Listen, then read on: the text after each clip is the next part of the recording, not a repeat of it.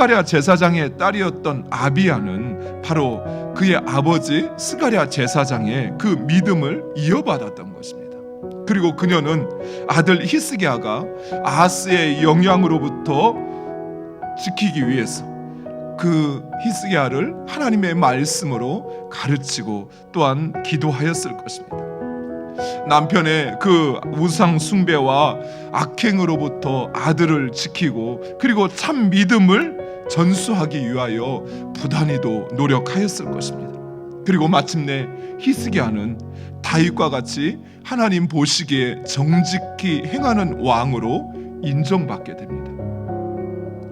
사랑하는 성도 여러분, 성경에서도 그렇지만 실제 우리의 삶에 있어서도 어머니의 역할은 너무나도 중요합니다.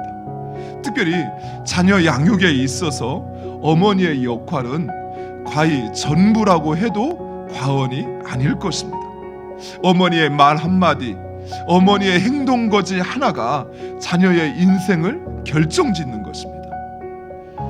고통 가운데서도 원망하고 불평하는 어머니가 아니라 기도로 눈물 짓는 어머니가 바로 그 자녀로 기도하게 하는 것입니다. 마치 하나님이 계시지 않는 것 같은, 하나님이 일하시지 않는 것 같은 상황 속에서도 그 하나님을 찾고 그분의 말씀에 순종하는 어머니가 자녀에게 믿음을 계승하는 것입니다. 하나님께서 다윗에게 한 바로 그 약속을 하나님은 지키셨습니다. 이스라엘은 버림받아도 수백 번 버림받아 마땅한 삶을 또 신앙의 양태를 보여주고 있습니다.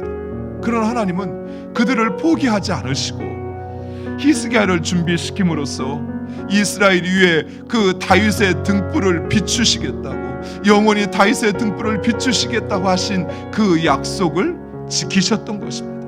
그래서 우리는 결코 그 하나님에 대한 소망을 포기해서는 안 되는 것입니다.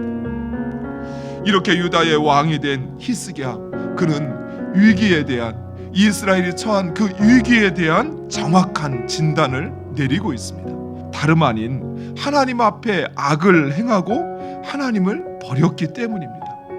그들이 하나님을 등지고 하나님께 온전한 제사를 드리지 아니함으로 하나님께서도 그를 내버리사 세상 가운데 놔두신 것입니다.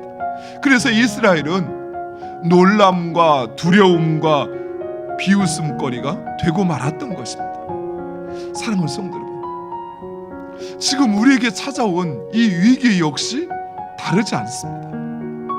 오늘날 교회가 그리고 성도들이 세상의 비웃음거리가 되고 조롱과 무시의 대상이 되는 것, 그리고 교회가 세상이 어찌할까 하여 그 두려움과 긴장을 하게 하는 것, 그것은 바로 우리가 하나님 앞에 온전히 행하지 않았기 때문입니다. 하나님을 진정 나의 삶의 주인으로 인정하지도, 또 그렇게 하나님을 대우하지도, 그 하나님을 버려 하나님께서 우리를 세상에 버려두신 것입니다. 세상에 물들어갔던 우리의 그 모든 삶의 방식을 버리고 다시 하나님의 백성으로서의 우리 정체성에 부합하는 그 삶을 살아야 한다는 것이, 우리가 선택하고 결정할 때 기준으로 삼는 그것이 세상이 아니라, 또 세상에서 우리가 얻고자 하는 그것이 아니라 하나님의 말씀이 기준이 되어야 한다는 것입니다. 다음으로 히스기야는 성전에 오염된 것들, 더러운 것들을 제거하고 성전의 모든 기물을 정결하게 합니다. 오염을 제거한다는 것은 하나님 아닌 다른 것, 하나님께서 기뻐하시지 않는 모든 것을 버리는 것을 말하는 것입니다. 사랑하는 성도 여러분, 그 안에 진정 하나님 받으실 만한 예배가 있는지, 하나님께서 세우신 그 하나님의 백성으로 내가 서고 있고 내가 살아가고 있는지, 그것이 바로 나를 하나님의 백성으로 인정받게 하고 하나님 앞에 정직히 행하는 자라 인정받게 만들고 하나님께서 나의 삶 가운데 일하시게 하는 통로인 줄 믿으시기 바랍니다. 사랑하는 성도 여러분, 회개하시고 세우시기 바랍니다. 다시 회복하시는 여러분 되시기를 간절히 축원드립니다.